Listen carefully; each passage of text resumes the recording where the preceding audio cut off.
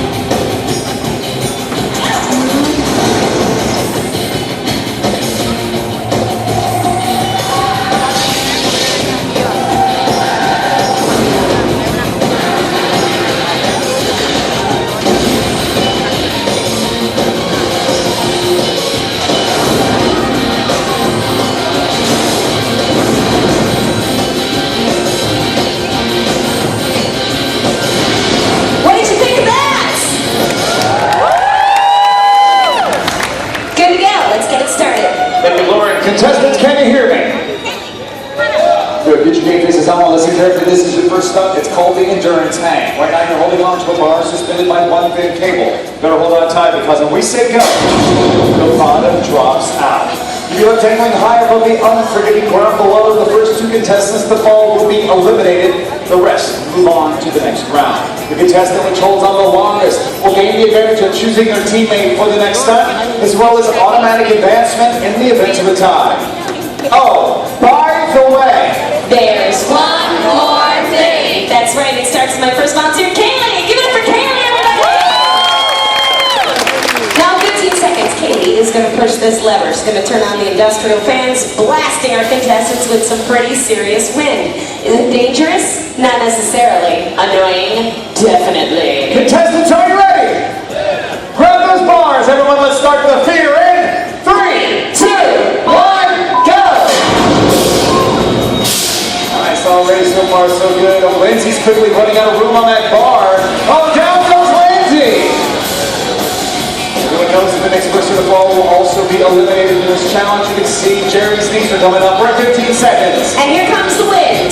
Usually when people's knees come up, it's a sure sign that they're running out of grip strength on that bar. But I see down goes Adolfo. Down goes Matt.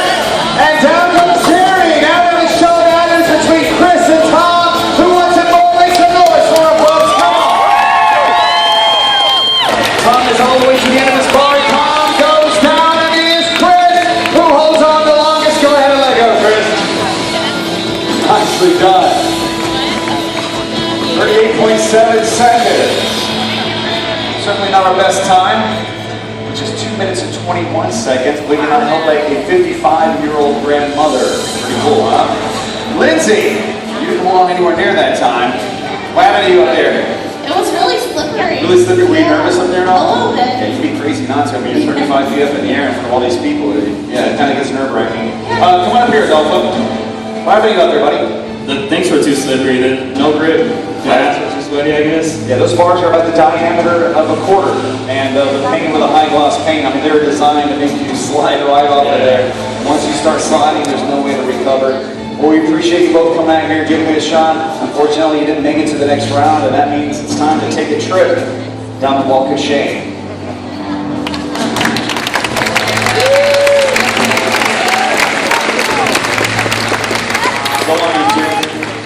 Here they are, your four semifinalists. Put your hands together for Matt, Tom, Jeremy, and Chris. Well done, gentlemen. Feel that adrenaline flowing yet? Well, it's only going to get more insane. Now, Chris, take a step forward for me, sir. Tell everybody how you're feeling right now. Good. Pretty good. I see you got the inspiration of your girlfriend out there somewhere. Is she out here in the audience? Right there. Oh, that's recording every bit of this right here. All right. Yeah, you know, you were saying earlier, well, she's just gonna thrash you if you don't win this thing, huh? Well, you can't yet, can you? Oh, yeah. Well, Chris, since you did hold on the longest, you've got a very important decision to make right now. You need to choose your teammate for the next time. Of course, keep in mind, if you and that person win the next round, they become your competition in our finals. Who will it be, Chris? It's going to be Jeremy. You're going to say Jeremy over here. Any particular reason why? No. No particular. Just proximity rules. He's the next guy over to you. I see. Well, that means that Tom and Matt, the both of you will be teammates for the next stunt. Well, now we need all four of you gentlemen. Follow Rob to the back here. Here you go for that next challenge. Give another round of applause, folks. Now while we're getting ready for the semifinals, I want to introduce everyone to April. Everyone say, hey, April! Hey, April! Now, April may look like she's ready for a pretty severe swimming stunt, but in fact, she's prepared to face the desert hat ordeal. Reminiscent of the days when, as punishment, folks would be buried up to their necks in the sand and left to the mercy of the desert. April, have a seat. What we are about to do, many of you may find to be extremely disturbing. We're going to place April inside of this chair, literally for her own safety. That's so that Haley, our critter wrangler here, everybody say, hi, Haley! She's going to be the bad girl and place some of these dangerous creatures all over April's head. To determine exactly what April will be facing, I present to you now the Wheel of Fear. On this wheel you can see you've got many of people's worst phobias, like the Madagascar hissing cockroaches, largest cockroaches on the planet. Wipe around your different snakes. You've got tarantulas from all over the world, and another largest of the planet. Those being for scorpions, mean and nasty, probably the worst on the wheel. Now traveling with her today is her loving son, Justin. Justin, get off the Facebook and determine your mama's fate. All but on that side, Justin. Let's see how strong you are, buddy. Spin that wheel as hard as you can. Nicely done. Let's hope she doesn't get those scorpions. But you tell me what you want to see land on. What do you guys want to see? Scorpions. Scorpions. Yeah. Justin, you're terrible, buddy. You know what? Let's just give Justin what he wants. How about that? That cool with you, my man? Hey, did you know, Joe, any of the world's largest venomous scorpions, they're appropriately named the Widowmakers. April, all we ask is that you stay calm. Looks like Haley's going to be placing 6 emperor scorpions all over the top of your head. As long as you don't freak out when we close the lid, you'll complete this challenge. Now, April, I hope you're ready for this. Justin, quit laughing. Go hold your mom's hand and then put her on YouTube. Well, April is as ready as she's ever going to be, so everyone help us out. Let's count down in 3, 2, 1, go!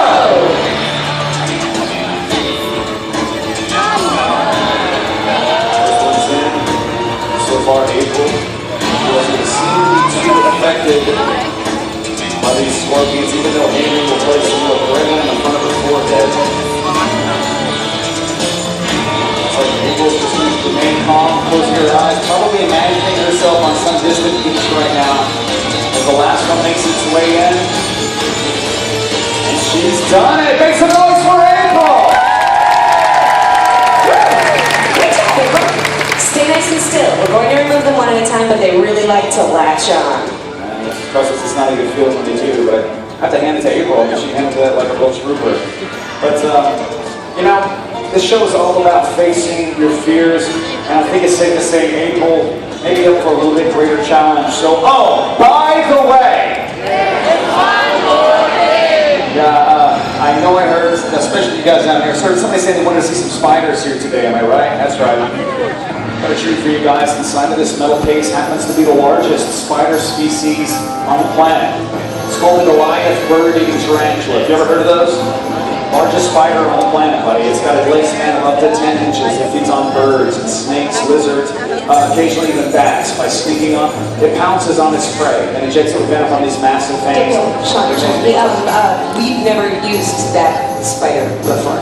Realize that. Yeah. Running this rehearsals, and I'm sure everything's fine. I mean, she's the pro. She knows when it's time to go. Okay, you're the pro. Thumbs up. Oh yeah. Okay, you're a pro. Thumbs up. Absolutely. Okay. Yeah. Who's never done this before? April. Can we please ask her? April, apologies. We had a little communication breakdown here. We're not ready to let you out of the hot seat yet. We just want to place one of these gigantic tarantulas on the top of your head. The same rules will apply if we close the lid or complete this challenge. Now, you have every right to opt out, but we just need a visual confirmation. You're okay with what she said? She loves it. She's good. Let's back up. All right. So April, same rules. Stay calm, Haley. Pick up the line. We're being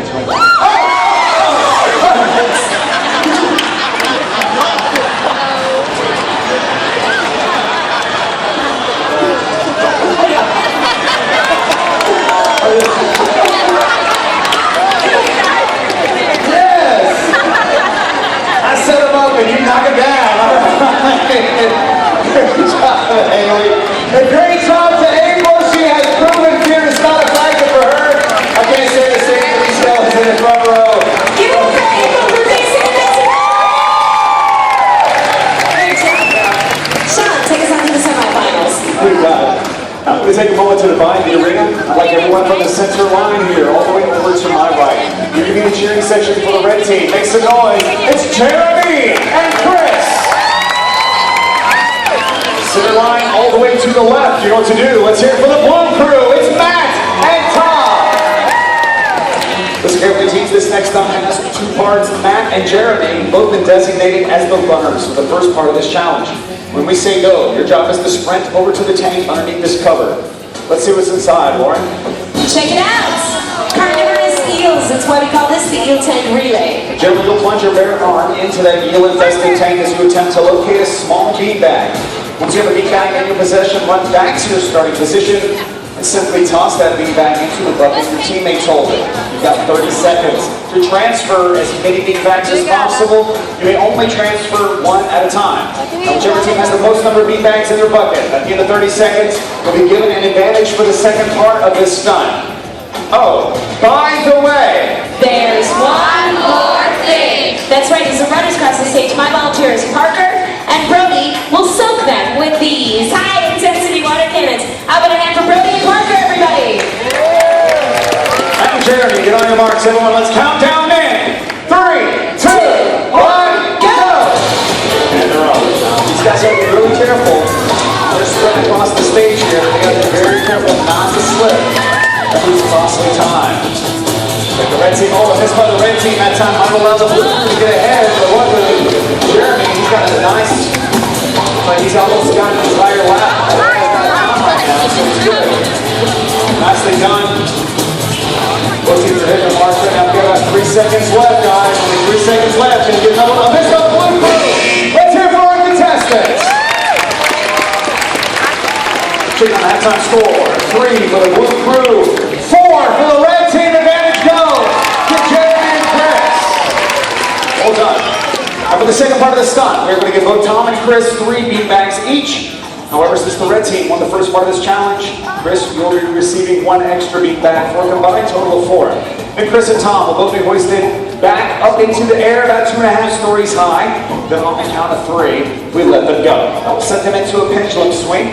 And as they swing back and forth, they will attempt to throw their beanbags down to their teammates who will be standing on the ground below. Whichever team has the most number of beanbags at the end of this event will move on to the finals. The other team, they're going home. And oh, by the way, there's one more thing. Just to make things a bit more exciting, we're going to get rid of the boring beanbags and replace them with these. Rancid octopus. Our crews are on their way to our teams. Matt, Jeremy, meet me down front. Now we're going to take Matt from the blue crew. He's going to be placed over here to my right. Jeremy from the red team will be brought and placed over here to my left. Now the reason we do this, of course, is to give their teammates just a little bit of extra room to throw these octopus down to them. I would like to take a moment to warn the lower seats over here to my right, these lower bowl stands here, and also these lower seats over here to my left. Occasionally these contestants, they have it known to be a little overzealous when they're throwing these octopus, so much so that they fly right over their teammate's head and they land directly in our audience's lap. Now it's happened before, it could easily happen again. We're hoping it won't, but just consider yourselves warned, okay? Good. Ready left, ready right. Let's hoist them up now. Up they go. Remember, teams 30 seconds is all you have. Anything each and every one of your throws count. Just as a reminder, the blue crew have 3 octopi. The red team, they have the advantage with 4 since they won the first part of this challenge. Clear left, clear right. Time to start chucking cephalopods in. 3, 2, 1, go! Now the first one is always the hardest to catch. Let's see if we can hit the mark. Oh, missed by the blue crew. Let's see if some adjustments can be made by Tom. Meanwhile, the red team, they hit perfectly. By Tom, having a hard time adjusting to the angle. Overhand throw. That one, bounced right off the rim. Meanwhile, Chris, he's waiting for a better look at his target. A little bit of a low throw on that one. One more octopi to go.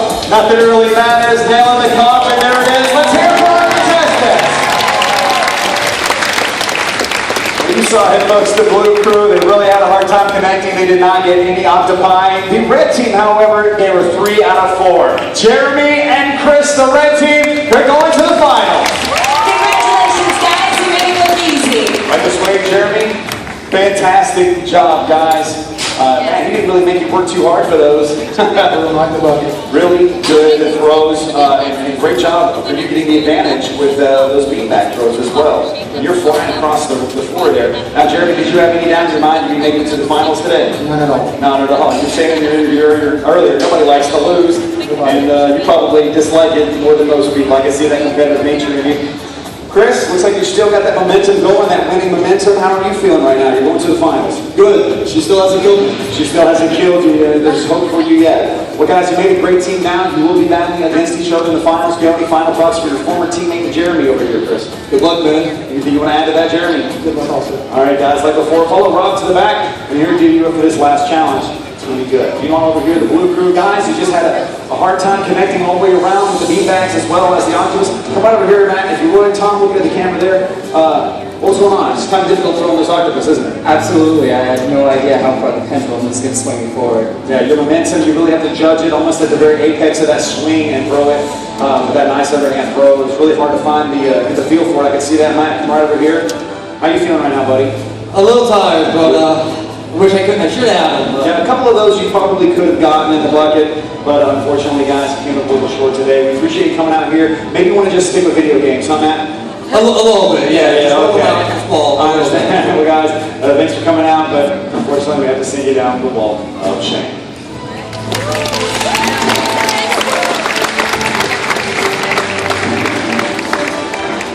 So long, fellas.